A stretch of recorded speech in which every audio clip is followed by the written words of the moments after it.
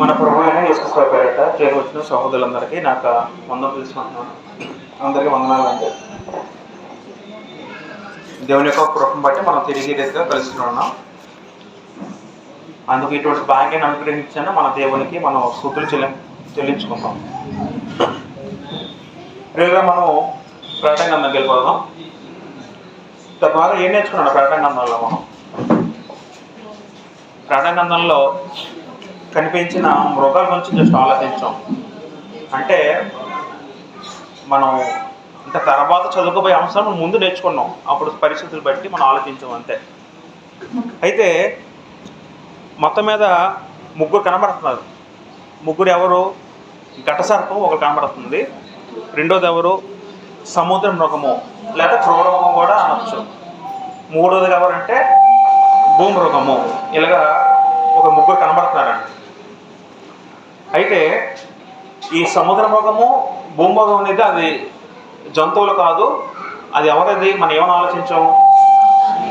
సముద్ర మృగం అంటే ముగ్గురు స్నేహితులే. సముద్ర మృగం అంటే క్రైస్తవులు అంటే క్రీస్తుకు విరోధంగా పనిచేసే రాజకీయ అధికారం అని మనం ఆలోచించాం. అది సముద్ర మృగము. భూమృగం అర్థం ఏంటంటే క్రీస్తుకు విరోధంగా పనిచేసే మత అధికారం ఆలోచించాం.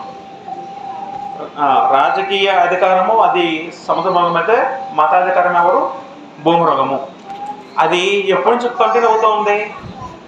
క్రీస్తు వారు ఇక్కడ నుంచి వెళ్ళిన తర్వాత నుంచి అలా కంటిన్యూ అవుతూ ఉంటుందండి.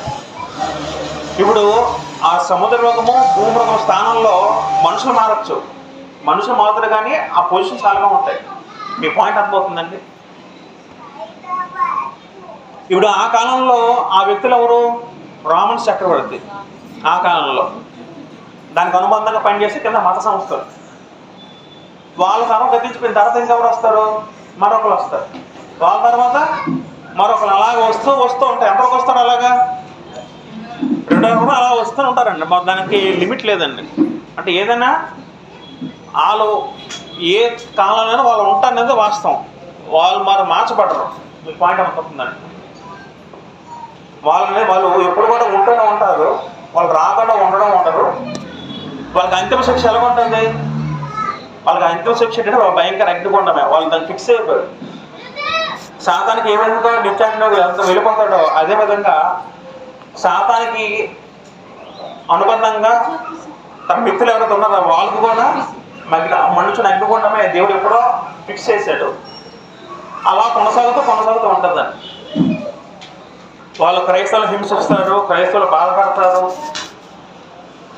అలా జరిగిస్తూ ఉంటారు 2 రకాల వరకు కూడా. మనం ఆలోచించాం, సాతాను మొదట ఒక క్రైస్తవుడు అయిన తర్వాత ఆ వ్యక్తిని పట్టుకుంటాడు. వాళ్ళ బలహీనత మీద ముందు సాతాను ప్రయోగిస్తాడు. మనిషి బలహీనతలు సాతానికి బాగా తెలుసండి.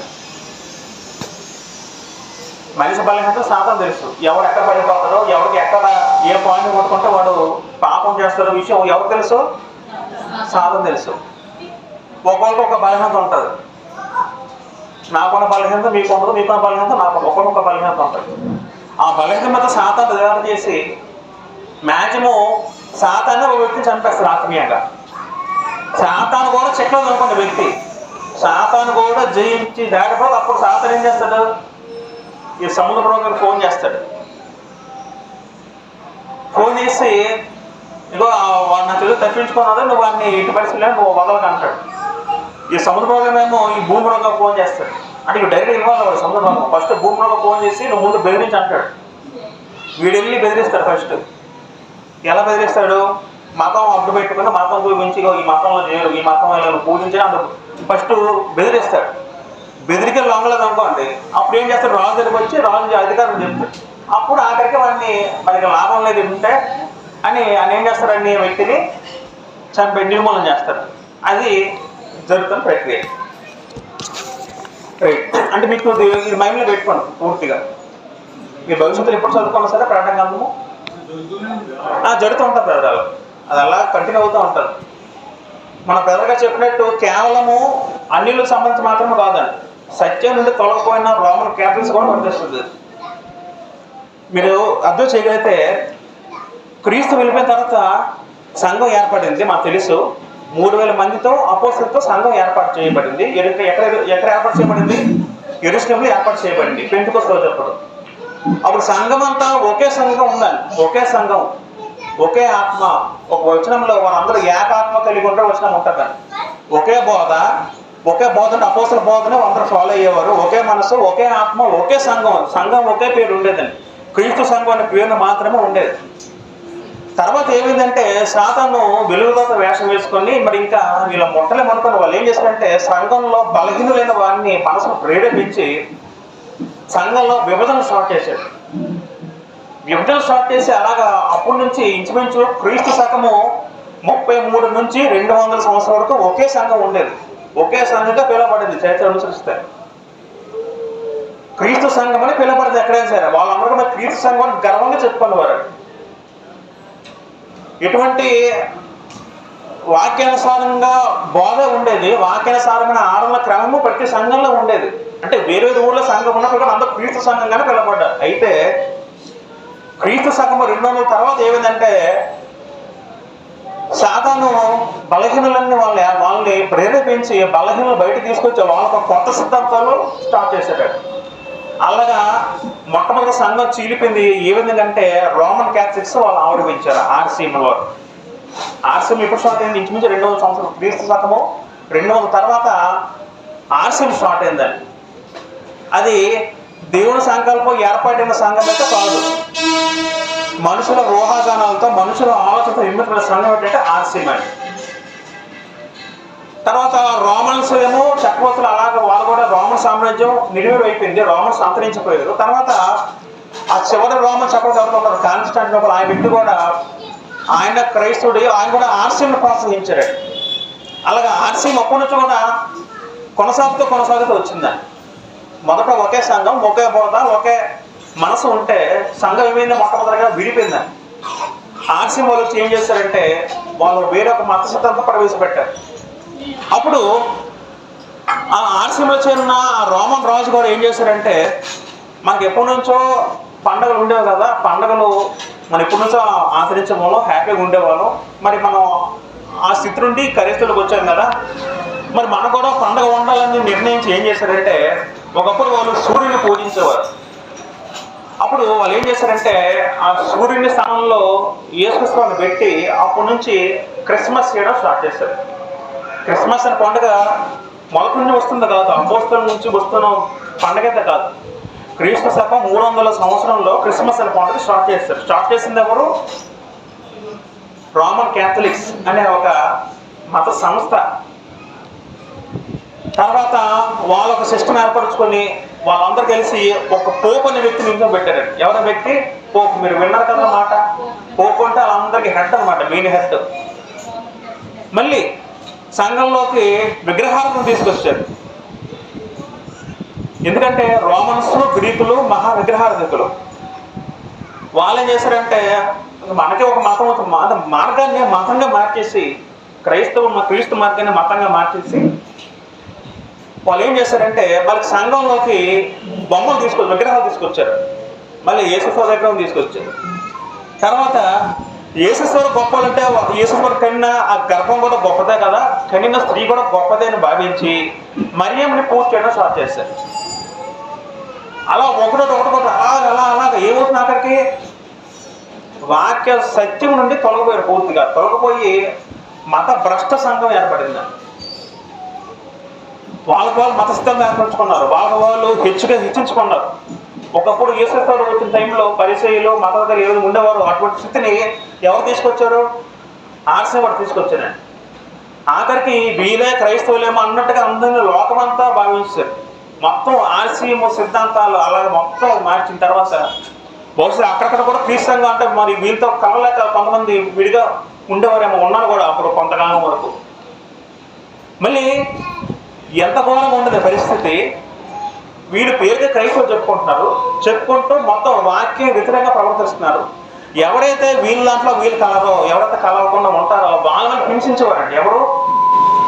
ఈ ఆర్సీఎం సంస్థ, ఆర్సీఎం మత సంస్థ. వాళ్ళు ఎలాగా బరితెగించారంటే కొంతకాలానికి ఎవరైతే ఆపోజ్ చేస్తారో, వీళ్ళని ఎవరైతే సిద్ధాంతాలని వ్యతిరేకిస్తారో వాళ్ళని పట్టుకుని వాళ్ళని చంపడం స్టార్ట్ చేస్తారు. ఎందుకు? వీళ్ళు కానీ ఎదిరిస్తే మళ్ళీ మాకేమో మా పేరు ప్రతిష్ట దెబ్బతింటాయని ఒక క్రూర ఉన్మాదులు మారిపోయాడు. ఈ పాయింట్ అర్థమవుతుందండి. ముందు ఒకే సంస్థ ఒకే బోధ ఉండేది. సాతాను బలహీన వాళ్ళ మనసులు ఏర్పరిచి వాళ్ళని ప్రేరేపించి వెనక లాగేసి వాళ్ళకు కొత్తగా ఒక సంఘం ఏర్పరచుకున్నారు. వాళ్ళకు మమ్మల్ని సాతాను ఇవన్నీ సాతాను పూర్తిగా గుడితనం కలగజేసి ఆ మనసుకి బొమ్మలు, తర్వాత విగ్రహార్థన కార్యకలాపాలు, తర్వాత ఒక పోస్టులు, ఒక పోపును పెద్ద పోస్ట్ ఇచ్చి అలా కూర్చొని పెట్టాలి. ఇవన్నీ కూడా వాక్య వ్యతిరేకమైన అంశాలు. ఇవన్నీ చేసిన తర్వాత అలాగ వాళ్ళు విస్తరిస్తారు. అలా వాళ్ళు విస్తరించారు. వాళ్ళకి ఎవరైతే వ్యతిరేకంగా ఉంటారో వాళ్ళని చంపడం కూడా సిద్ధపడ్డారు రోమన్ క్యాథలిక్స్. అలా కొంతకాలం నడిచింది. ఇప్పుడు ఈ సందర్భంలో వీళ్ళు కూడా ఏమవుతారు? సముద్ర మృగము ఒకప్పుడు డొమిషియన్ చక్రవర్తి అయితే అపోస్తలుని యోహాను కాలంలో ఆయన చనిపోయాడు. ఇప్పుడు ఆ ప్లేస్కి ఎవరు వచ్చారప్పుడు? ఆర్సిములు వచ్చారు. మీ పాయింట్ అర్థమవుతుందండి. విచిత్రంగా బయట వ్యక్తి కాకుండా క్రీస్తు పేరు చెప్పుకున్న అబద్ధ బోధకుడు ఏ ప్లేస్లోకి వచ్చాడు? ఆ సముద్ర భోగం ప్లేస్లోకి వచ్చాడు. ఆ భూమృగం ప్లేస్లోకి ఎవరు వచ్చారు? వాడిని ఎవరు ఆరాధిస్తున్నారో మత పండితుల్ని, వాళ్ళ మతాన్ని విస్తరించి ఆర్సిమును వాళ్ళు విస్తరించడానికి వాడే మత సంస్థలన్నీ కూడా ఈ భూమృగం ప్లేస్లోకి వచ్చారు. వాళ్ళు ఎవరైతే వ్యతిరేకిస్తారో వాళ్ళందరూ చంపడం స్టార్ట్ చేస్తారు. నిజ క్రైస్తవులు ఎవరైతే వాక్యాసానం స్టార్ట్ వాళ్ళందరినీ మళ్ళీ తప్పుగా చేస్తారు, వాళ్ళని వ్యతిరేకించి హింసించడం స్టార్ట్ చేస్తారు. అలాగా మళ్ళీ వాళ్ళు పోయిన తర్వాత మరొకరు వాళ్ళు అన్యుల నుంచి రావచ్చు, క్రైస్తవులని అబద్ధాన్ని బోధించేవారని రావచ్చు. మీ పాయింట్ అర్థమవుతుందని. పొజిషన్లు అవే ఉంటాయి. మనుషులు మారుతారు, పొజిషన్లు స్థానాలు మారవు. అప్పటి నుంచి అలా వస్తుంది. తర్వాత క్యాథలిక్ తర్వాత కొంతమంది ప్రొటెక్షన్స్ బయటకు వచ్చారండి. వాళ్ళ నుంచి వాళ్ళ మత సిద్ధాంతంలో బయటకు వచ్చి ప్రొటెక్షన్స్ బయటకు వచ్చారు. మళ్ళీ ప్రొటెక్షన్స్ నుంచి వాళ్ళు అలా నుంచి వాళ్ళు లోగ్రామ్ బయటకు వచ్చారు. అలాగా సంఘాలు ఎక్కువ సంఘాలు ఏర్పడయ్యాయి. ఇప్పుడు చూసుకుంటే సమాజంలో లోకంలో ఇంచుమించు 150,000 సంఘాలు ఉన్నాయి. ప్రపంచవ్యాప్తంగా 150,000 సంఘాల పేర్లు ఉన్నాయి. ఒక్కొక్కరు ఒక్కొక్క సిద్ధాంతాలు, ఒక్కొక్క మత సిద్ధాంతాలు, ఒక్కొక్క వాళ్ళ మత విధానాలు వేరు. రైట్. అయితే మనం గత వారం అది నేర్చుకున్నాం. అయితే మీకు ఒక విషయం చెప్పాలి. ఇక్కడ మన ప్రకటన గ్రంథంలో 17 అధ్యాయం చూసుకుంటే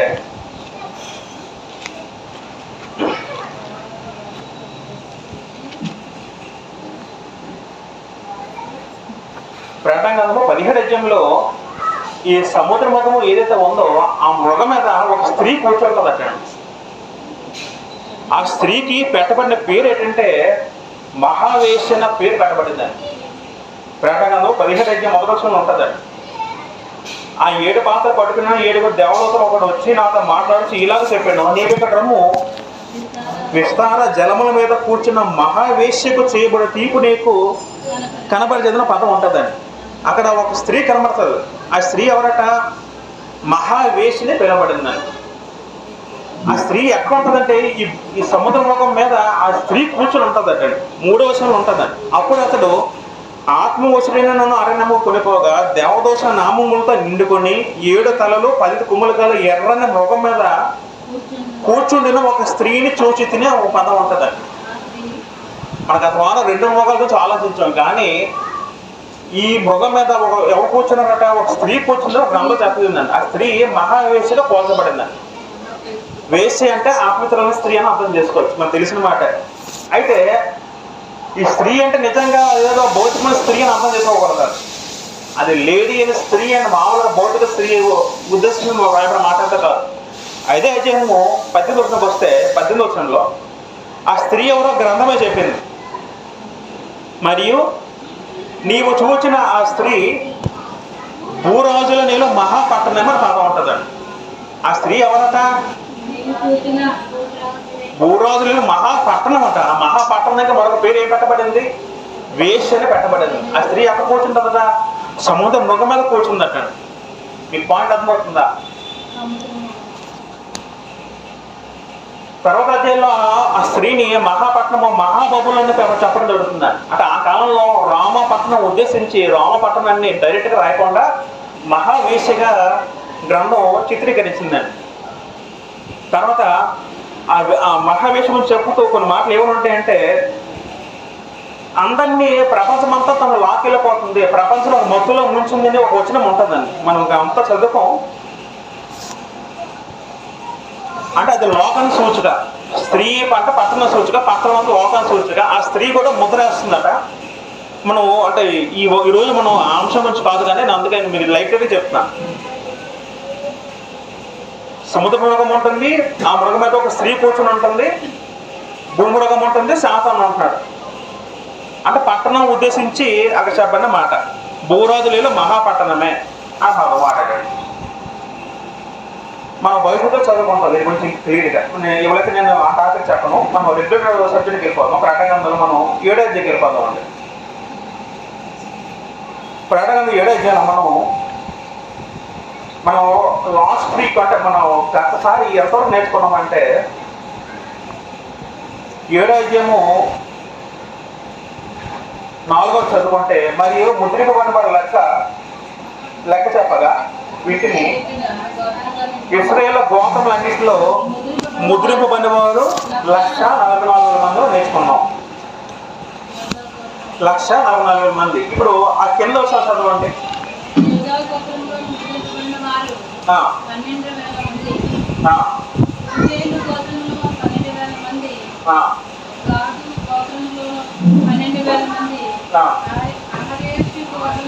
ఆషేరు గోత్రంలో 12,000 మంది, నఫ్తాలి గోత్రంలో 12,000 మంది, మనష్షే గోత్రంలో 12,000 మంది, సిమియోను గోత్రంలో 12,000 మంది, లేవి గోత్రంలో 12,000 మంది.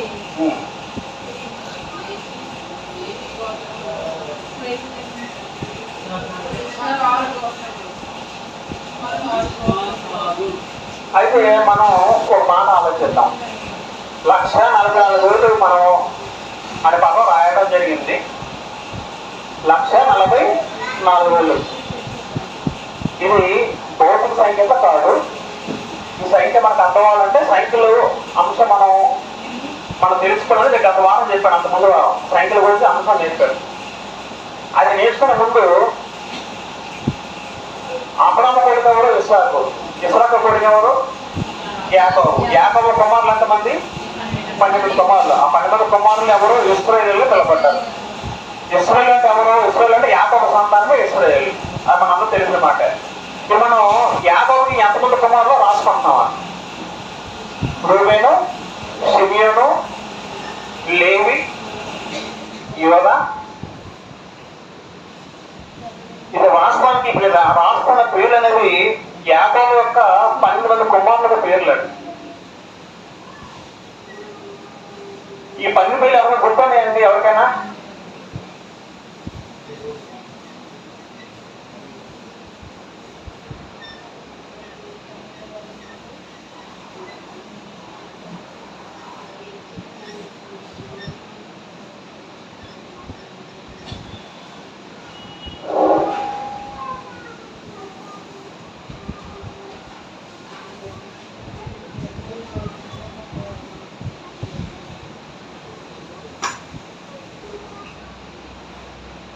యోసేపు, బెన్యామీను.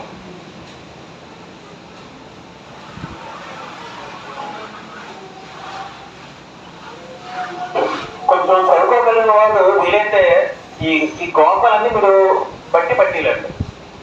గోపాలన్నీ కూడా మనకి నోటు కంఠస్థం వచ్చేయండి. గోత్రాలు మనకి నోటు కంఠస్థం వచ్చేస్తే పాత నిబంధన మ్యాక్సిమం మనకి అర్థమైపోతుంది. అయితే యాకోబుకి ఎంతమంది సంతానం? 12 మంది సంతానం. ఆ 12 మంది పేర్లు రాసింది ఇక్కడ. రూబేను పెద్దవాడు, అందరిలో జ్యేష్ఠుడు. రూబేను అందరికన్నా జ్యేష్ఠుడు. రూబేను, సిమియోను, లేవి, యోదా, దాను, నఫ్తాలి, గాదు, అషేరు, ఇస్సాకారు, జబులోను, యోసేపు, బెన్యామీను. మొత్తం 12 వచ్చాయి కదా. 12 గోత్రాలు వచ్చాయండి. యేసుప్రభు వారు ఏ గోత్రం జన్మించారు? యేసుక్రీస్తు వారు యేసుప్రభు వచ్చింది ఏ గోత్రం అండి? యోధా గోత్రం వచ్చారు. మరొక ప్రశ్న, పౌలు గారు ఏ గోత్రం? బెన్యామీను గోత్రం. బెన్యామీను గోత్రం. ఒక స్త్రీ ఉంటుంది, కొత్త నిబంధనలో రాయబడుతుంది, అన్న ఆవిడ స్త్రీ. ఆవిడ ముసలి ఆవిడ సంఘంలో మంచి భయభక్తులు గల స్త్రీగా గుర్తింపబడింది. ఆ స్త్రీ యొక్క గోత్రం పేరేంటి? ఆషేర్. అంటే గ్రంథం ఆవిడ చెప్పదలసి వచ్చినప్పుడు ఆషేరు గోధుకరాలన్న అన్న అనే పదం రాయడం జరిగింది. గోత్రాలు అనేవి ప్రాముఖ్యమైనవి. ఎప్పుడు? ఇశ్రాయేలు ధర్మశాస్త్రం ఉన్నప్పుడు గోత్రాలు అనేవి చాలా ప్రాముఖ్యమైనవి. ధర్మశాస్త్రం ఇచ్చింది ఎవరు? యెహోవా దేవుడు. ధర్మశాస్త్రం ఎవరికి, మోషే ద్వారా ఎవరికి ఇచ్చారు? ఇశ్రాయేలుగా మాత్రమే ఇచ్చారు, ప్రపంచానికి కాదండి. ధర్మశాస్త్రం ఎవరికి వర్తిస్తుంది? ఇశ్రాయేలుగా. ఇశ్రాయేల్ అంటే ఎవరు? యాకోబు యొక్క కుమారులు ఇశ్రాయేలీలు. ఇశ్రాయేలీలు అంటే యాకోబు యొక్క 12 కుమారులు ఇశ్రాయేలుగా పిలువబడ్డారు. ఇది యాకోబు గారి యొక్క సంతానం. అయితే దీంట్లో లేవి అనే గోత్రం ఉందండి. ఏ గోత్రం ఇది? లేవి.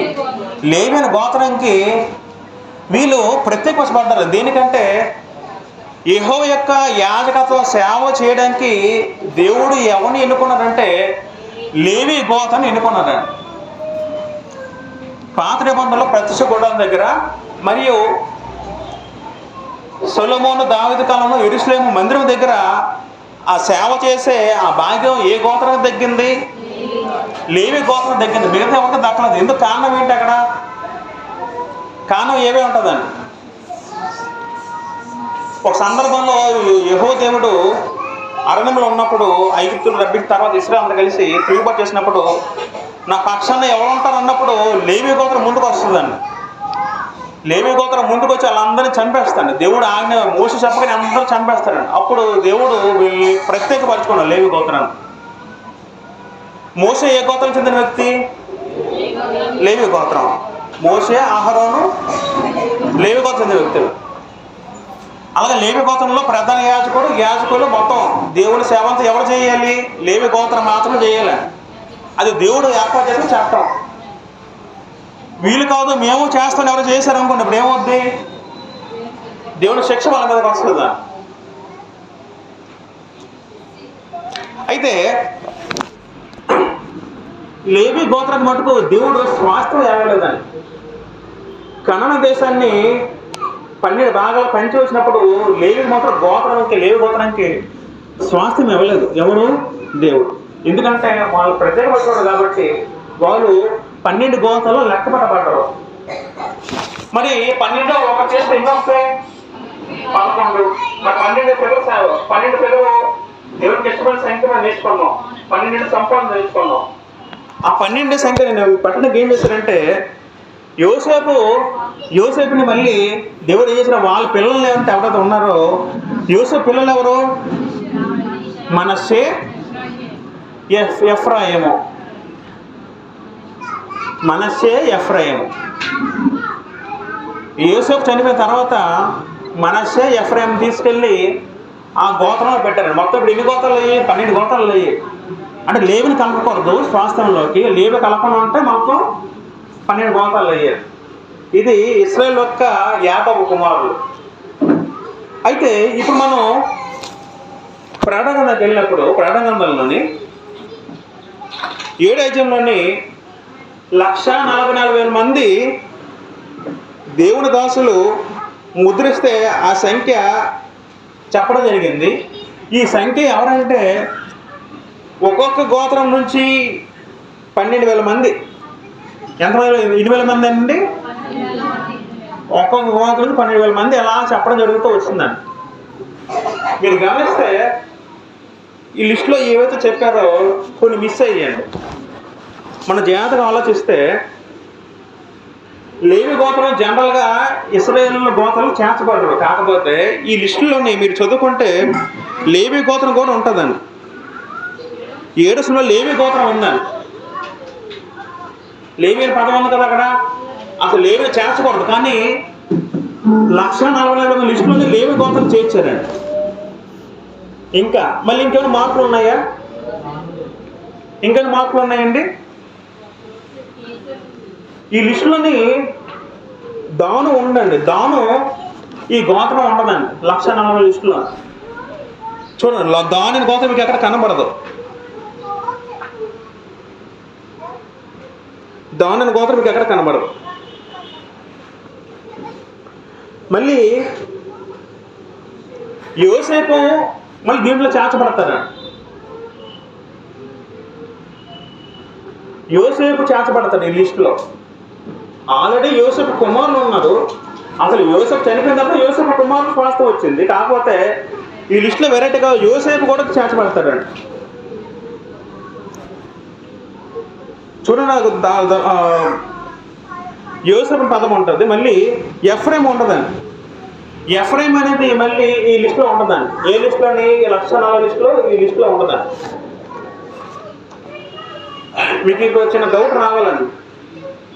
ఇప్పుడు పాత నిబంధనలో ఇశ్రాయేలు సంతానానికి కొత్త నిబంధనలో చేర్చబడిన ఈ గోత్రానికి తేడాలు ఉన్నాయి లేదా మార్పులు ఉన్నాయి. సేమ్ పేరు లేవు. దాని గోత్రం లేదు,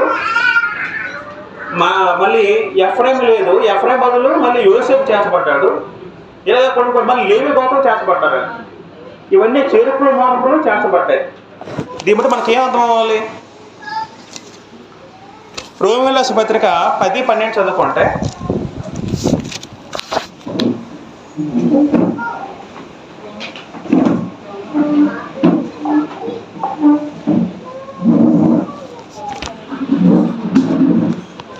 ఆ 10-12 చదువుకోండి. రోమీయుల రాసిన పత్రిక 10-12. యూదులని గ్రీసు దేశస్తులని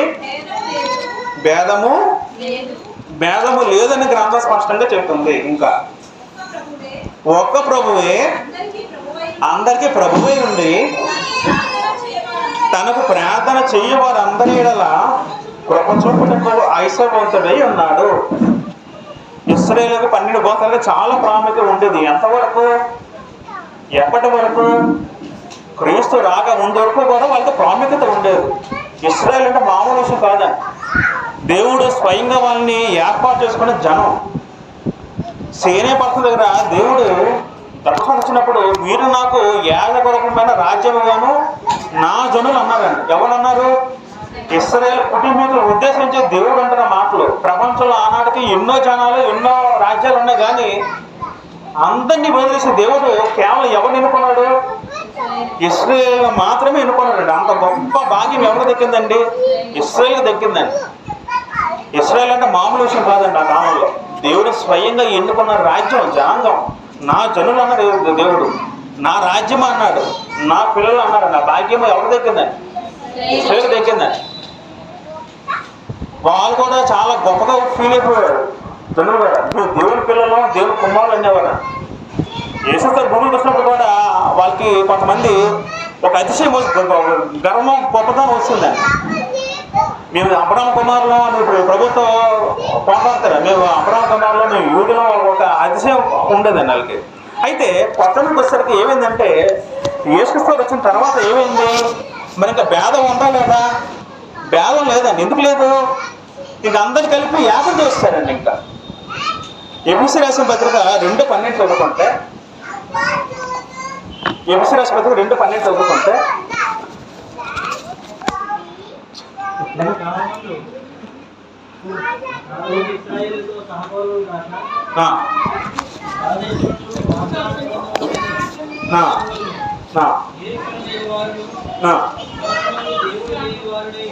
అక్కడ ఒక మాట చెప్తూ ఎఫెసీ పత్రిక 2:12 ఏమంటదంటే, 2:12 చదువుకుందాం. ఆ కాలమందు ఇశ్రాయేలులో సహపౌరులు కాక, ఇక్కడ ఇశ్రాయేలుకి మిగతా అన్ని జనాలకి భేదం చూపిస్తున్నాడండి. ఏంటో భేదం అంటే, పరదేశులు అంట. పరదేశం అంటే అర్థం ఏంటి? దూరస్తులు అంటే వేరేగా దూరం ఉండమని అర్థం చేసుకోవచ్చు. వాగ్దాన నిబంధన లేని పరజనులు. ఇశ్రాయేలు కాకుండా ఎవరైతే అనిపిల్లు ఉంటారో వాళ్ళందరూ కూడా వాళ్ళకి వాగ్దానం లేదంట, నిబంధనలు లేవంట, నిరీక్షణ లేని వారుగా పిలబడ్డారు అన్ని జనాంగాలు. తర్వాత లోకమందు దేవుడు లేనివారే ఉండి అన్ని జనులు ఏవైతే పూజిస్తారో, విగ్రహాలు జరిగిస్తారో, వాళ్ళు ఇంకైతే పూజిస్తారో వాళ్ళకి దేవుడు లేడు. వాస్తవానికి వాళ్ళు దేవుడు ఉన్నారు అనుకుంటున్నారు, కానీ గ్రంథం ఏం చెప్తుంటే వాళ్ళ దేవుడు లేనివారట వాళ్ళందరూ కూడా. ఇశ్రాయేలుకి దేవుడు ఉన్నారు లేదా? ఇశ్రాయేలుకి దేవుడు ఉన్నాడు, అన్యజనులకి దేవుడు లేడు. తర్వాత క్రీస్తునకు దూరస్తులే ఉంటుంది మీరు జ్ఞాపకం చేసుకునండి అని ఉన్నారండి. వాళ్ళు ఎలా ఉన్నారంటే క్రీస్తుకి దూరంగా ఉన్నారంట. ఎవరు? అన్ని జనులండి. తర్వాత 14 చదువుకుంటే ఆయన మన సమాధానమే ఉండి, ఆయన ఎవరు? యేసుక్రీస్తు వారు. మన సమాధానమే ఉండి మీకును మాకును మధ్య మీకు మాకు ఉండిన ద్వేషమును అనగా విధి రూపమైన ఆజ్ఞతో ధర్మశాస్త్రం తన శరీరం మీద కొట్టివేటి చేత మధ్య గోడను పడగొట్టి మన ఉభయులను ఏకము చేశాను. ధర్మశాస్త్రం అడ్డంగా ఉంటే వాళ్ళిద్దరిని వేరు చేసేదానికి ఆనాడు ఇశ్రాయేల్లో యూదులుగా అన్ని విధంగా కలిసేవారు కాదు, వాళ్ళు దూరంగా ఉంచారు. ఎందుకు? దేవుడు వాళ్ళు ప్రత్యేకపరుచుకున్నాడు కాబట్టి వాళ్ళు దూరంగా ఉంచేవారు. క్రీస్తు వచ్చి ఏం చేశారు? ధర్మశాస్త్రాన్ని పడగొట్టి ధర్మశాస్త్రాన్ని కొట్టివేసి వాళ్ళందరూ ఏం చేశారట? ఏకం చేశారట. చేసే సంఘంగా ఏర్పాటు చేశారు. ఇప్పుడు సంఘంలో మనకి యూదుడు అని చెప్పిన భేదం లేదండి. ఇప్పుడు అందరూ ఒకటే, అందరూ సమానమే. ఒకప్పుడు భేదం ఉండేది, ఎప్పుడో క్రీస్తు రాకముందు భేదం ఉండేది, కానీ క్రీస్తు వచ్చినట్టు మరి ఇంకేం లేదు, మరి ఇంకా భేదం లేదండి, అందరూ ఒకటే. ఇప్పుడు దేవుని దృష్టికి అందరూ సమానలే. ఒక సందర్భంలో మనకు తెలుసు, అపోస్తలుల 10వ అధ్యాయంలో కొర్నేలియు వ్యక్తులు ఉన్నారండి. ఆ వ్యక్తి చాలా భయపడ కలిగిన వ్యక్తి, కాబట్టి వ్యక్తి అన్యజనుడు. పేతురు గారేమో ఒక దర్శనం కలుగుతుందండి. దేవుడు ఆకాశం నుంచి ఒక పెద్ద చేప ద్వారా ఉన్నట్టు జంతువులు చూపించినప్పుడు నువ్వు చంపకు తినప్పుడు పేతురు ఏమంటాడంటే, నేను యూదులను నేను తినకూడదు, పవిత్రమైన జంతువులు తినాలి, అప్పుడు తినకూడదు. దేవుడు ఏమంటాడంటే, నేనేం చెప్తే చెయ్యాలి తప్ప చెప్పింది నేను అక్కడ హెచ్చరించినప్పుడు తర్వాత ఆ విషయం అర్థం అవ్వలేదు పేతురికి. తర్వాత పేతురు గారు వెళ్ళి ఆయనకి బోధిస్తారు. ఆ కొన్నేళ్ళ ఇంటికి వెళ్ళి, కొన్నేళ్ళు అన్యజనుడు, కొన్నేళ్ళ ఇంటికి వెళ్ళి వాక్యం చెప్పంటే దేవుడే, కొన్నేళ్ళ ఇంటికి వెళ్ళి పేతురు గారు బోధిస్తారని. బోధించినప్పుడు తనన్న ఒక మాట ఆలోచిద్దాం. అపోస్తల కార్యంలో 10వ అధ్యాయం 20 చదువుకుంటే పేతురు గారు ఏమంటారు కొన్నేళ్ళకి సంబంధించి? అప్పుడు అతడు అన్ని జాతి వానితో సమాసం చేయుటైనను అట్టి వాణిని ముట్టుకున్నటైనను యోగుడికి ధర్మము కాదని మీకు తెలియను అంటారు. అప్పుడు కూడా పేతురు వాళ్ళకి వెళ్ళి ఏమంటారట? వాళ్ళ దగ్గరికి వెళ్ళి, కొన్ని దగ్గరికి వెళ్ళి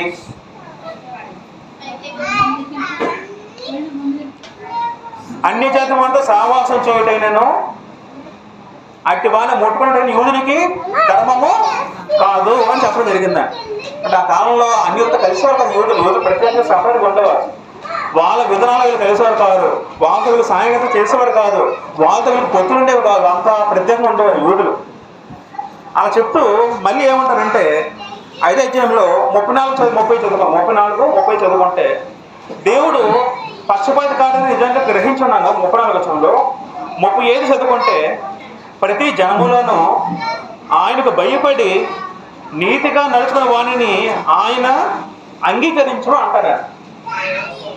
పేతురు గారు ఏమని చెప్తారంటే, ప్రతి జనములు కూడా ఎవరైతే దేవుడిని అంగీకరిస్తారో అప్పుడు ఆ వ్యక్తిని దేవుడు అంగీకరిస్తూ చెప్పడం జరుగుతుందని.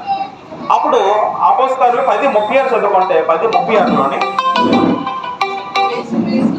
అప్పుడు యేసుక్రీస్తు అందరికీ ప్రభు అని చెప్పడం జరిగిందండి. పేతురు గారు యేసుక్రీస్తు అందరికీ ప్రభు అని చెప్పడం జరిగిందండి.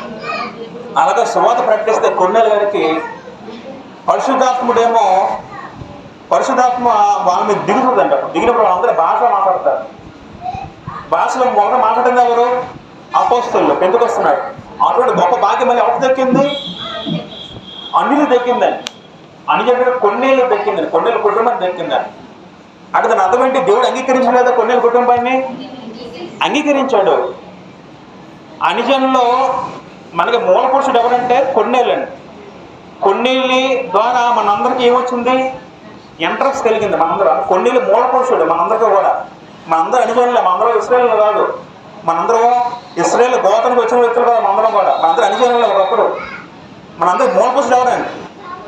కొన్నేళ్ళు. పేతురు గారు 2వ అధ్యాయంలో మొట్టమొదటి ప్రసంగం చేసినప్పుడు ఎవరు రక్షించబడ్డారు? 3,000 మంది ఎవరు అక్కడ? వాళ్ళు యూదులు. 3,000 మంది వచ్చిన వ్యక్తి అంటే పెంతుకొస్తున్నాడు భయపడుతున్నాడు యూదులు అందరూ కూడా, వాళ్ళు అనిజనులు కాదు. మళ్ళీ 10వ అధ్యాయంకి వచ్చేసరికి అనిజనులు మొట్టమొదటిగా వాక్య అంగీకరించి రక్షణలోకి వస్తారు. ఈ విధంగా ఎవరో వచ్చారు మొదటగా పేతురు ద్వారా? మొదట యూదులు వచ్చారు మొదటి సువార్తలో. రెండో సువార్త ఎవరు వచ్చారు? కొన్నేళ్ళు వచ్చారు.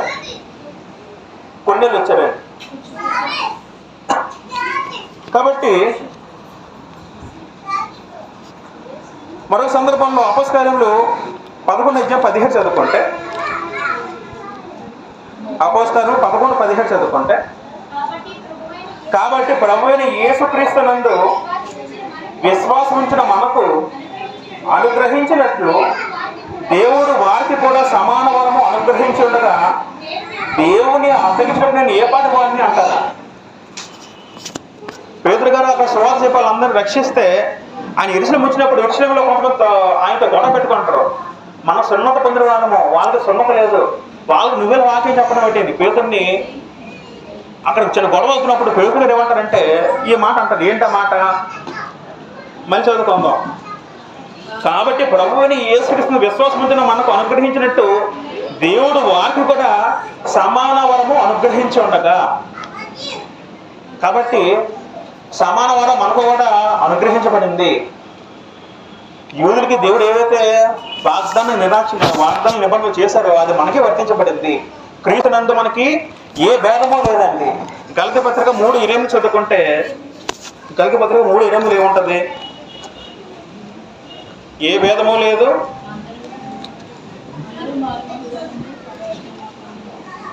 గలతీ 3:20 ఇందులో యూదుడని గ్రీసు దేశస్థుడని లేదు, దాసుడని స్వతంత్రుడని లేదు, పురుషుడని స్త్రీ అని లేదు, యేసుక్రీస్తునందు మీ అందరూ కూడా ఏకముగా ఉన్నారు అని పదం ఉందండి. ఇక్కడ యూదుడు గ్రీసు దేశస్థుడు అంటే అన్ని జనంగా వాడబడిన మాట. ఇంక మరి భేదం లేదు, స్త్రీ పురుషుల భేదం కూడా లేదని గ్రంథం చెప్తుందండి. అర్థం ఏంటి? యేసుక్రీస్తు ఎవరికి విశ్వాసం ఉంచుతారో ఆ వ్యక్తి ఏ జనాంగమైనా సరే, ప్రపంచంలో ఏ జాతైనా సరే, ఏ మతమైనా సరే వారిని దేవుడు అంగీకరిస్తున్న గ్రంథం స్పష్టంగా సెలవిస్తున్నారు. అనేక విషయాల గ్రంథాలు చాలా మాటలు ఉన్నాయి. మరి ఇలాగ ఉన్నప్పుడు ప్రధానంగా వచ్చేసరికి మన పరలోక చేరే వ్యక్తులు 1,40,000 మంది అంకె వేసుకుంటే ఆ సంఖ్యలో ఆ గోత్రం చెప్పినప్పుడు అది భౌతికమైన యోధా గోత్రం సంబంధించిన చెందిన వ్యక్తి అవుతుందా, లేకపోతే అందరికీ సంబంధించిన వ్యక్తి అవుతుందా? దీంట్లో చేర్పులు మార్పులు ఉన్నాయి కదా. మీరు పాత నిబంధనలు ఎక్కడ చదువుకున్నా సరే ఏ గోత్రం కూడా చేర్పులు మార్పులు లేవు. 12 గోత్రాలు ఫస్ట్ 8 ఇన్స్పిరేషన్ అలాగే ఉంటుందా? మొట్టమొదటి గ్రంథాలు ఏమున్నాయి? దాంట్లో చేంజెస్ ఉన్నాయి. అంటే అర్థమేంటి చేంజెస్ అంటే అర్థం ఏంటి? ఇక భౌతికమైన యూదులకు ప్రాముఖ్యత లేదు, అందరూ ఒకటే ఉద్దేశంతో రాయబడిన మాట. అదే మనం అర్థం చేసుకోవాలి. ఈ పాయింట్ అర్థమవుతుందని. ఇక మరి గోత్రం సంబంధం లేదు, ఇక యూదులకు సంబంధం లేదు, అందరూ ఒకటే దేవుని దృష్టికి, అందరూ ఒకటే.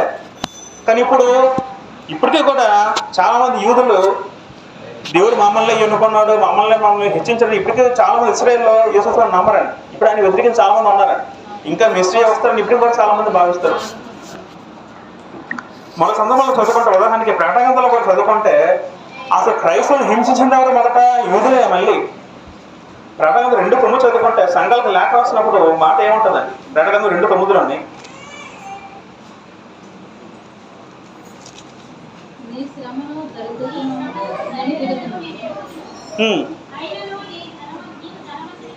యూదులు కాక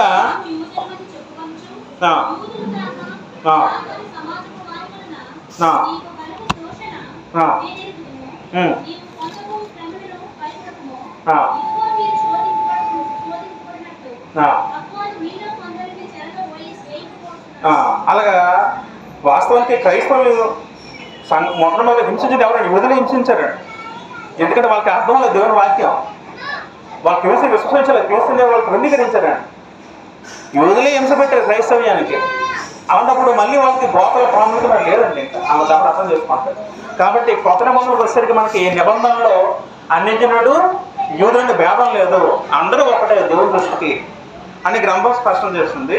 తర్వాత మనకి ఏమర్థమైందంటే, ఇప్పుడు మనం చదువుకున్నట్టు ఈ గోత్రాలను కూడా అంటే మనకి చేర్పు మార్పులు ఉన్నాయి అంటే ఇది అక్షరార్థమైన యూదులని అర్థం చేసుకోకూడదు. ఇప్పుడు మనందరం యూదులో పిలబడుతున్నాం. ఇప్పుడు మనందరం యూదులే దేవుని దృష్టిలో. ఫిలిప్పీ రాసిన పత్రిక 3:13 చదువుకుంటే,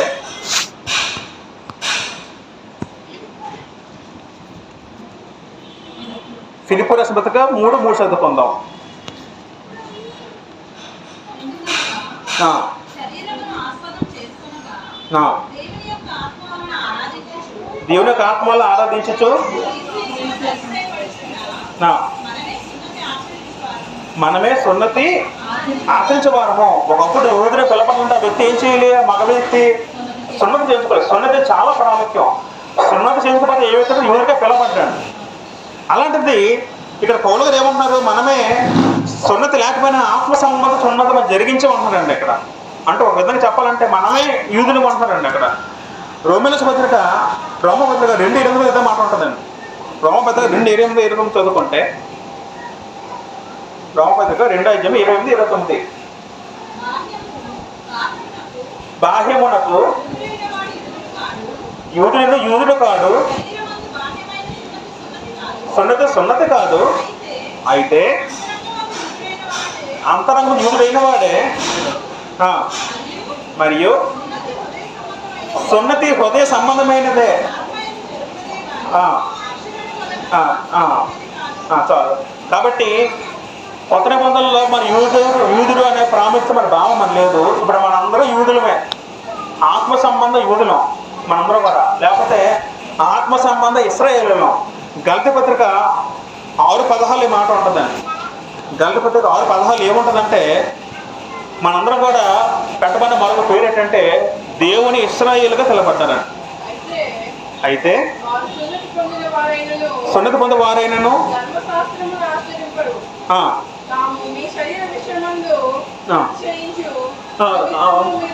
గలతీ పత్రిక 6:16 కదండి, 6:16 ఈ పద్ధతి చొప్పున నడిచిన వారందరికీ అనగా దేవుని ఇశ్రాయేలులకు సమాధానము కృపయు కలుగును గాక పదం ఉంటుందా. దేవుని ఇశ్రాయేలు అంటే ఎవరు? మనమే క్రైస్తవులుగా. మరొక పదం ఎవరు వాడబడింది మనకి? దేవుని ఇశ్రాయేలు. ఇశ్రాయేలు అంటే ఎవరు?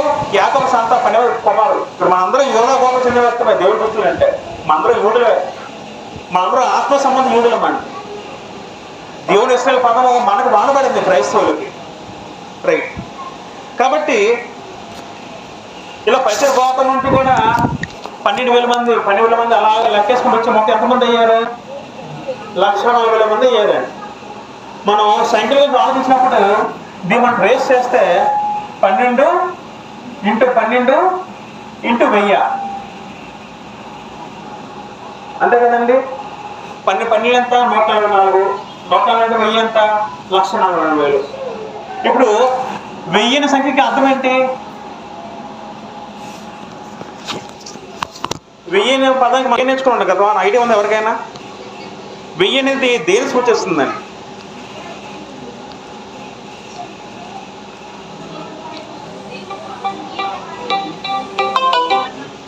వెయ్యనిది దీర్ఘకాలం సూచిస్తుంది. దీర్ఘకాలము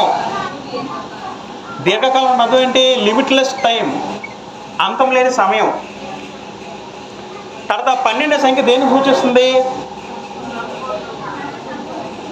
సంపూర్ణత.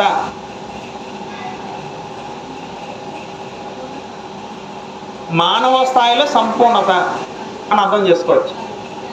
మానవ స్థాయిలో సంపూర్ణత. తర్వాత మరొక పదం కూడా, మళ్ళీ ఇంకో పదం కూడా 12 వాడబడింది. ఈ 12 ఎలా అర్థం చేసుకోవచ్చు? ఇది క్రీస్తు స్థాయిలో సంపూర్ణత. క్రీస్తు స్థాయిలో అంటే అర్థం ఏంటి? మనం ఒకసారి మన పాట నేర్చుకున్నాం కదండి సంపూర్ణత గురించి. మనందరూ ఎంతకాలం ఏ విధంగా ఎదగాలనుకున్నాం? మనం క్రీస్తులో ఎంతలో ఎదగాలి? మనం క్రీస్తుకు కలిగిన సమానమైన సంపూర్ణత మనం అందరూ ఎదగాలండి. ఎఫెసీ రాసిన పత్రిక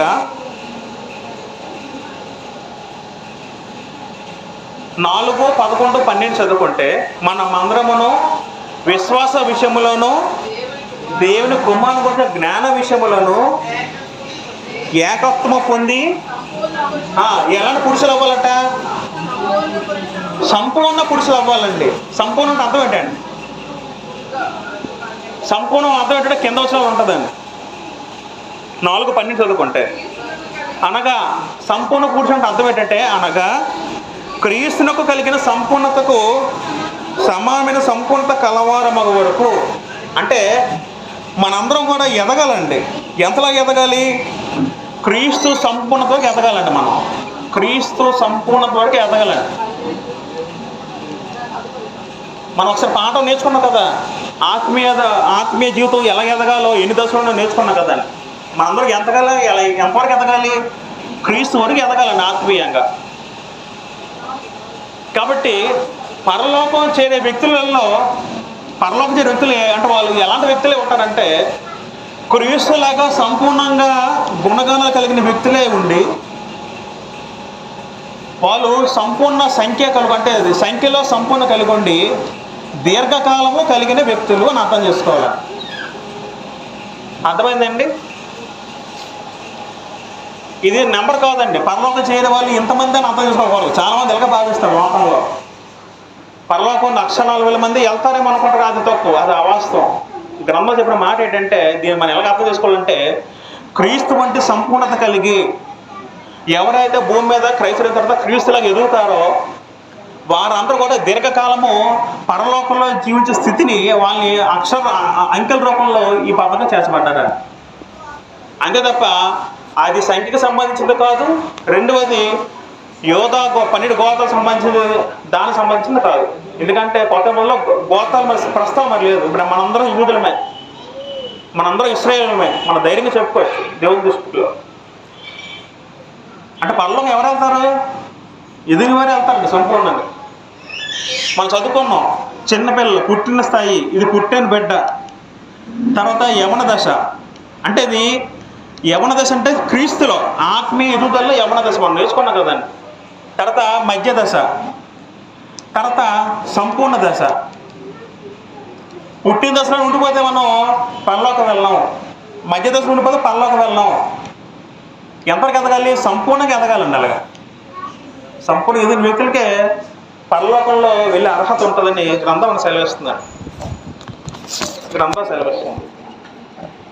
తర్వాత మనం చదువుకుంటే ప్రకటన గ్రంథము 7వ అధ్యాయం పోదాం. 7:9 చదువుతాం. దయచేసి ఎవరో చదవండి. అటు తర్వాత నేను చూడగా ఇదిగో ప్రతి జనముల నుండి, ప్రతి వంశంలో నుండి, ప్రజల నుండి, ఆయా భాషలు మాట్లాడే వాళ్ళ నుండి వచ్చి ఎవడు లెక్కింపజాలని ఒక గొప్ప సమూహము కనబడెను. వాళ్ళు తెల్ల వస్త్రాలు ధరించుకున్న వారే ఖర్జూర మట్టలు చేత పట్టుకుని సింహాసనం ఎదుటను గొర్రెపిల్ల ఎదుట నిలువబడి. మనం చదువుకుంటే మొదటి వచనంలో ఈ 1,40,000 మంది ఎంతమంది ఉన్నారు, వాళ్ళు ఏ గోత్రం వచ్చారో చెప్తూ కింద మరి ఏముంటుంది 9వ వచనంలో, అటు తర్వాత నేను చూడగా ఇదిగో ప్రతి జనముల నుండి. అంటే వాస్తవానికి ఆ ముందున్న అంకె ఇద్దరు ఒకటే. చూడండి, ముందున్న 8వ వచనం వరకు సంఖ్య చెప్పబడింది. 9వ వచనం నుంచి సంఖ్య చెప్పబడలేదు. చెప్పబడకుండా ఏం రాయబడిందంటే, అదిగో అటు తర్వాత నేను చూడగా, అటు యోహాను అన్నటి మాట, ఇదిగో ప్రతి జనముల నుండి, తర్వాత ప్రతి వంశంలో నుండి, ప్రజల్లో నుండి, ఆయా భాషల మాట్లాడే నుండి వచ్చి ఎవడనో లెక్కింపజాలని ఒక గొప్ప సమూహము, అంటే ఎవడో లెక్కింపలేని సమూహం వచ్చింది అంటారు అక్కడ యోహాను. భవిష్యత్తు జరగబోయే దృశ్యాల ముందే చూసాడండి. అంటే పరలోకం చేరింది చాలా మంది వెళ్తారు తప్ప ఒక్క సంఖ్య వెళ్తారని అర్థం చేసుకోకూడదు. ఆ ఇల్లు వరకు ఎలా అంటారు? క్రీస్తులాగా సంపూర్ణత కలిగి వ్యక్తులే ఉంటారు. సంపూర్ణ వ్యక్తులే పరలోకం చేరుతారు తప్ప అసంపూర్ణ ఎదురు వ్యక్తులు పరలోకంలో దేవుడు రానివాడు అని గ్రంథం స్పష్టం చేస్తున్నాడు. తర్వాత వాళ్ళు తెల్లని వస్త్రం ధరించుకున్న వారే పదం ఉంటుంది. తెల్లని వస్త్రం అంటే విజయానికి గుర్తు. మన ప్రకటన 3వ అధ్యాయం చదువుకుంటాం. సంఘాలకు లేఖ రాసినప్పుడు 3వ అధ్యాయం 4, 5 చదువుకుంటే, ఉదాహరణకి ఒక సందర్భంలో సార్దీస సంఘానికి లేఖ రాసినప్పుడు ప్రభువు సార్దీస ఉన్న సంఘాల క్రైస్తవుల ఉద్దేశించి అంటున్న మాట ఏంటంటే 4, అయితే తమ వస్త్రములు అపవిత్రపరచుకుని కొంత సాధ్యత ఉన్నారు. వారు అర్హులు గనక తెల్లని వస్త్రములు ధరించుకుని నాతో కూడా సంచరించిన పదం ఉంటుందండి. తెల్లని వస్త్రాలు అది మన భౌతికంగా వస్త్రాలు సంబంధించింది కాదు, ఆత్మీయంగా దేవుడిని ధరింపజేసే వస్త్రాలు అండి తెల్లని వస్త్రాలు. ఆ వస్త్రాలు మనకు వచ్చిన చదువుకుంటే వారు అర్హులు గనక పదం ఉంటుందండి. అర్హులు గనక, అర్హత సాధించిన వారికి దేవుడు తెల్లని వస్త్రం దయచేస్తాడు పరలోకంలో. ఎవరు పడితే వాళ్ళకి ఎవరండి. అర్హులు అంటే ఏ విషయం అర్హులు? 5వ వచనం ఉంటుంది, అదే అధ్యాయము. జయించేవాడు అలాగన తెల్లని వస్త్రం ధరించుకున్నాను. జయించేవాడికే తెల్ల వస్త్రం దేవుడు ధరింపజేస్తాడు. ఏం జయించడం? ఎవరిని జయించడం వ్యక్తి? శాతం జయించడం. క్రైస్తవుడు అంటే మనకి ఏం అర్థం అంటే, క్రైస్తవ జీవితం అంటే నిరంతరం పోరాటమే, ఆత్మ సంబంధ పోరాటం. అది నిరంతరం పోరాటం అనేది. పాపంతో పోరాటం, మన మనసుకి వచ్చిన శోధంతో పోరాటం, మన మైండ్లో ఉన్న ఆలోచనతో పోరాటం. అదే పోరాటం. పోరాటం పెట్టింది దేవుడే. మన పోరాటం దేంతోనండి? భౌతిక మనుషులతో కాదు. దేంతో పోరాటం? మనం శరీర కోరికలతో పోరాటం, మనకున్న దురాశలతో పోరాటం. ఆ పోరాటం విజయం సాధిస్తామో లేదా మన చేతిలో ఉందా? శరీరాశలు లొంగిపోతే మనం ఓడిపోతాం, శరీరాశల్ని మనం జయిస్తే జయం పొందుతాం. సాతాను ఏం చేస్తాడు? ఈ బాణాలన్నీ కూడా వేస్తాడు. శరీరాశలు, ఆ వ్యక్తి ఏ బలహీనత ఉంటుందో అక్కడ కొడతాడండి వ్యక్తి. ఒక్కొక్క బలహీనత ఉంటుందండి. ఒక వ్యక్తికి త్రోగరాలు ఉంటుంది, అదో బలహీనత ఉంటుంది. ఒక వ్యక్తికి పేకాట జోగ బలహీనత ఉంటుంది. మరి వ్యక్తికి డ్రగ్స్ అలవాటు ఉంటుంది. మరి వ్యక్తికి సినిమాలు అదే అలవాటు ఉంటుంది. అదే అంతే. మరో వ్యక్తికి వ్యభిచారం, మరో వ్యక్తికి అలాగా ఒకరకం. ఒక వ్యక్తికి బూతులు, అబద్ధాలు చెప్పడం, ఇవన్నీ కూడా శరీర కాలేదు. ఇవన్నీ శాతాలు ప్రయోగిస్తూ ఉంటాడు మనిషికి. మనం ఏం చేయాలి? పోరాటం ఏం చేయాలి? ఆ సోదర శత్రు బంధాన్ని తట్టుకుని ఏం చేయాలి? మనం దాన్ని జయించాలండి. జయించకుండా మనం ఓడిపోయి ఉండకూడదు. మనం ఏమంటాం? జయించిన వ్యక్తిగా మనం ఉండమని. కాబట్టి క్రైస్తవ జీవితం అంటే పోరాటంతో కూడినది. ఆ పోరాటం ఆత్మ సంబంధ పోరాటం. మనకు వచ్చిన తలంపులు, మనకు వచ్చిన ఆలోచనతో పోరాటం. దాన్ని జయించిన వాళ్ళకే మన పనులకు వెళ్తాం. అటు వ్యక్తిగా దేవుడు మనకి తెల్లని వస్త్రం దయచేసిన గ్రంథం మనకి సెలవిస్తుంది. మనం స్త్రీ గురించి ఇందాక మనం ఆలోచించాం. ఆ స్త్రీ లోకనందరినీ కూడా ముద్రిస్తుందట. 7 అధ్యాయాలు మనం చదువుకున్నప్పుడు దేవదూత ఏమో దేవదూత ముద్రిస్తున్నాడు దేవుని దాసులందరూ కూడా. సముద్ర మృగము, ఆ మృగం మీద స్త్రీ అందరూ కూడా వాళ్ళు కూడా ముద్ర వేస్తారండి జనం. అంటే వాళ్ళొక జనం ఏర్పాటేస్తున్నాడు. లోకంలో 2 జనాంగం ఉన్నారు. దేవుని ముద్ర కలిగిన జనాంగం, మరొక ముద్ర కలిగిన జనం. ఆ దేవుని ముద్ర అంటే సముద్ర మృగం ముద్ర కలిగిన జనాంగం పిలబడ్డారు. ఒక సందర్భంలో ఏం చెప్పబడుతుందంటే, ఆ స్త్రీ అట, ఆ వేశ్య స్త్రీకి పిలబడినట్ట తను అందరినీ మత్తులు అయినట్టు చేస్తున్నట్ట. సాధారణంగా ఎవరు మత్తులు అవుతారు? బాగా తాగి మత్తుగా ఉంటారండి. వాళ్ళకి ఏమైనా స్పృహ ఉంటుందా బాడీ మీద? ఎందుకు ఉంటుందంటే వాళ్ళు మత్తులో ఉంటారండి. మొత్తం అంటే అర్థం ఏంటి? మొత్తం ఏం చేస్తుందంటే ఒక వ్యక్తిని పరధ్యానంలో ఉంచుతుందండి. ఇప్పుడు ఈ లోకంలో చాలా మనకు తెలియని మొత్తం ఒకటి ఉందండి. ఏంటో మొత్తం అంటే ఫోన్ వ్యసనమండి.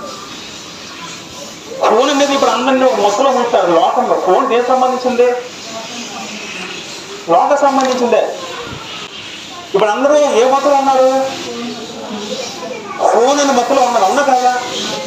మనం ఎంతసేపు దేంట్లో మునుకున్నాం? ఇప్పుడు తాగినట్టు ఎంతసేపు తాగుతారండి? ఒక గంట తాగుతారేమో. ఫోన్ వాడినాడు ఎంతసేపు ఫోన్ చేస్తాడు? ఎంతసేపు చూస్తామండి మనం. నేను నాతో కలుపుకొని చెప్తాను, అందరికీ వర్తించే మాట, మీకని కదా, నాతో వర్తించి చెప్తున్నాను. మన రోజులో ఎంతసేపు ఫోన్ చేస్తామా? గంట సేపు చూస్తాను ఫోన్. మీరు గంట ఏమో. చాలామంది మినిమం 5-6 గంటలు ఉంటుందండి. లోకం ఇప్పుడు సాతాను ఏం చేస్తాడంటే ఈ టెక్నాలజీ యుగంలో మనందరినీ కూడా ఫోన్ మధ్యలో తీసుకెళ్ళిపోతారు. ఆ వేశ్య స్త్రీ పట్టణం గుర్తారు, మహాపట్టణం గుర్తేత మా పట్టణం అంటే ఏం చేస్తుందంటే మనందరూ కూడా ఆ సముద్ర భాగము ఫోన్ మత్తులో తీసుకెళ్తుంది. ఇప్పుడు ఫోన్ అనే మత్తులో ఉంటే దేవుడు గుర్తుంటాడా? దేవుడు గుర్తుండడు. దేవుడు పూర్తిగా గుర్తుండాలి. ఫోన్ అనే మత్తులో ఉన్నాడు ఆ వ్యక్తి ఏమనిపిస్తాడు? ఎంతసేపు ఫోనే. సోషల్ మీడియా అంటాడు, కొంత ఇన్స్టాగ్రామ్ రీల్స్ అంటాడు, మనకు షార్ట్స్ అంటాడు. ఆ మత్తులో అలా ఉంటాడండి. మత్తులో ఉన్నడికి దేవుడు గుర్తుండడు. దేవుడు అసలు అర్థం అవ్వడు మత్తులో ఉన్నడికి. అది ప్రాగ్న మైకమైనా సరే, ఫోన్ మైకమైనా సరే అన్నాడు. కాబట్టి అంటే నిజంగా నేను ఒక్కోసారి అనిపిస్తుంటుందండి, అంటే వాక్యం చెప్పినోడుగా నాకు ఏమనిపిస్తుంటుందంటే, ఈ కాలంలో మనం పుట్టాం కదండి, మనం చాలా దురదృష్టవంతులు అండి. టెక్నాలజీ వచ్చింది, చాలా బాగుంది, మన ముందున్న తనం కన్నా మనం చాలా డెవలప్ అయింది అనుకుంటాం, కానీ ఆత్మీయంగా చాలా దూరం అయిపోతున్నాం దేవుడికి. చాలా దూరం అయిపోతారండి. ఫోన్ వచ్చిన తర్వాత ఫోన్కి అందరూ బానిసలు అయిపోయారండి. అందరూ ఎంతసేపు మాట్లాడితే త్రాగాడో పేకాడో అని అనుకుంటారు, కానీ దానికన్నా భయంకర వస్తున్న ఫోన్ అనండి. అవును కదా? ఫోన్ ఉంటే దేవుడు గుర్తుండడు. మన టైం పాస్ కానీ ఏదో అరగంట గంటలో కళ్ళగా అలా ఫోన్లేనంటే, ఇది నిరంతరం ఫోన్లే. బయటికి వెళ్ళినప్పుడు చూస్తే జనాలు ఎంత మన ఫోన్ అనట్లేదు. మన చుట్టుపక్కల ఏముంటుందో కూడా పిల్లలు ఫోన్లు పట్టుకున్నారు. ఆడవాళ్ళు కానీ, మగవాళ్ళు కానీ, స్త్రీలు కానీ, పెద్దలు కానీ, మరి ఇక భయభేదం లేదు. ఇప్పుడు అందరూ ఫోన్లే. ఫోన్తో ఎంత సమయం పడుతున్నాం మా రోజు, ఎంత టైం వేస్ట్ చేస్తున్నాం, ఎంత సమయం వేస్ట్ చేస్తున్నాం రోజు. ఒక్కొక్కరు మినిమం 5 గంటలు మనం ఫోన్ పట్టుకొని ఉంటాం. ఫోన్ అనేది మన శరీరంలో ఒక అవయవం అయిపోయిందండి. నా చెయ్యాలిగా ఫోన్ చేయలేక అయిపోయిందండి. అలా ఫోన్ తిరిగాడు. అది మన పెట్టింది కాదు, సాతానుకు ఆయుధం ఫోన్ అనేది. సాతాను ఆయుధం. ఫోన్ మంచిగా వాడుకోవచ్చు, చెడ్డదాన్ని కూడా వాడుకోవచ్చు. ఎక్కువ దేనికి యూజ్ చేస్తాడు మనిషి? చెడ్డదానికి యూజ్ చేస్తాడు. నేను చెడ్డ పెట్టి చూడట్లేదండి, ఏదో టైంపాస్కి వీడియోస్ పోతే అది కూడా చెడ్డదే. చెడ్డదాన్ని చూసినవాడు పాపం చేస్తున్నాడు. చెడ్డదాన్ని పోకుండా మామూలు ఎంటర్టైన్మెంట్ చూసినవాడు వాడేం చేస్తున్నాడు? టైంని వేస్ట్ చేస్తున్నాడు. దేవుని దృష్టిలో టైం వేస్ట్ చేసిన పాపమే, దేవుని దృష్టిలో పాపం చేసిన పాపమే. అర్థమవుతుందండి. కాబట్టి ఇప్పుడు ఈ కాలంలో, ఆ కాలంలో ఆ మహావేశ అందరిని మత్తులు చేసినట్టు ఇప్పుడు కాలంలో జనాలందరూ కూడా ఒక ఫోన్ అనే మాయలో పడిస్తుందండి. మత్తు అంటే మాయ. ఆ మాయలో ఉన్నట్టు దేవుడు అసలు కనబడ్డు, దేవుడు అర్థమవడం. దేవుడు అర్థమవడం ఏం చేయాలి? ముందు ఆ మాయలో బయటికి రావాలని. బయటకు వచ్చిన తర్వాత అప్పుడు దేవుడు మనకు కనబడతాడు. రైట్. కాబట్టి మనందరూ కూడా సంపూర్ణంగా ఎదగాలండి. సంపూర్ణంగా ఆ 140 ఇంకా ఆ సంపూర్ణ ఎదుగుదలలో మనందరం పరలోకం వెళ్ళాలి. అది నా కోరిక, మన దేవుని కోరిక. క్రైస్తవుడు అయ్యాడంటే మధ్యలో ఆగిపోకూడదు. అలా పోరాడుతూ ఉండాలి. క్రైస్తవుడు అంటే పోరాట జీవితమే. మనకు ఫోన్ వ్యసనమైతే ఫోన్తో కొడతాడు సాతాను. ఫోన్తో డైవర్ట్ చేస్తాడు. ఫోన్లో అవి చూపించి మైండ్ డైవర్ట్ చేస్తాడు. తర్వాత ఏమవుతుంది? మన దేవునికి దూరం అయిపోతాం. మనం అక్కడ జయించమనుకోండి, మన ఫోన్కి దూరంగా ఉంటాం. మనం జయించకపోతే ఫోన్కి బానిస అయిపోతాం. ఫోన్ కాదు, ఏదైతే మనం ఎవరికి బానిస అవ్వకూడదు, మనం ఎదిరించాలి సాతానికి. నేను ఇప్పుడు ఏమనుకుంటానంటే, ఇప్పుడు సముద్రం రోగానికి భూమి రోగానికి పెద్ద పని ఉండదండి ఈ కాలంలో. ఎందుకంటే ఆత్మ సంబంధంగా సాతం చంపేస్తారు అందరినీ. మ్యాక్సిమం 90% అందరినీ ఆత్మ సంబంధం చంపేస్తారు. ఇంకా వాళ్ళ అవసరం అది అమ్మదు. ఇంకా కొత్త ఇప్పుడు ఆ కాలంలో సముద్ర మృగాన్ని సాతాను ఎందుకు వాడారంటే, సాతాను లొంగలేదు అన్నాడు క్రీస్తు సంఘం. వాళ్ళు ఎంతో భయభక్తులు జీవించారు. ఎంత భక్తులు ఉన్నారంటే వాళ్ళు ఎవరు కూడా సాతాను ముట్టుమేది కాదండి, అంత స్ట్రాంగ్గా ఉంటారు అందరూ కూడా. కానీ ఈ కాలంలో సాతానికి మ్యాక్సిమం చచ్చిపోతారు. ఇంకా మరి వాళ్ళకి సముద్రంలో భూమితో పని మరి ఉండదు ఈ కాలంలో. ఎందుకు? వీడితోనే జయించాలి, మనం చచ్చిపోతాం. ఆ చిన్న ఎరేస్తాడు, మనం ఏదో దానికి లొంగిపోయి శరీరానికి మనం లొంగిపోయి మనం చనిపోతాం, ఆత్మీయంగా చచ్చిపోతాం. ఇంక మరి వాడు మిత్రులతో మనకు సంబంధం అని లేదండి. కాబట్టి మనందరూ కూడా స్ట్రాంగ్గా ఉండాలండి. ఆనాడు సంఘం ఎలా జయించాలి సాతాన్ని? దేవుని వాక్యమే ఆయుధం మనకి. ఆత్మకట్టకమని ఎపిసోపత్రికలు చివరిలో ఉంటుంది. మన సాతాన్ని జయించాలంటే ఆత్మకట్టం ధరించుకోండి అంటాడు. ఆత్మకట్టం వాక్యం మన హృదయం ఉంటే అన్నిటికి మూలం వాక్యమేనండి. అన్నిటికి మూలము వాక్యం ఎక్కడ ఉండాలి?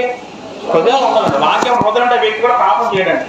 కాబట్టి వాక్యాన్ని ఎక్కువ హృదయంలో పెంచుకుందాం. హృదయం ఎలా పెంచుకుంటాం? వాక్యాన్ని మనం రోజు చదవాలి, రోజు దేవుని వాక్యం వినాలి. ఆ వాక్యం విని చదువుకుంటే అవన్నీ మన హృదయంలో పదిలంగా ఉంటాయి. దేవుని వాక్యం హృదయంలో ఉంటే ఆ వ్యక్తి పాపము చెయ్యడు. పాపం చేయని వ్యక్తికి దుష్టుడు మన దగ్గరికి రావడండి. వాక్యము ప్రార్థన నిరంతరం జీవితంలో ఉండాలండి. ఎక్కువ మన ప్రవేశం వాటికే అవ్వాలండి. అలాగిస్తే మనం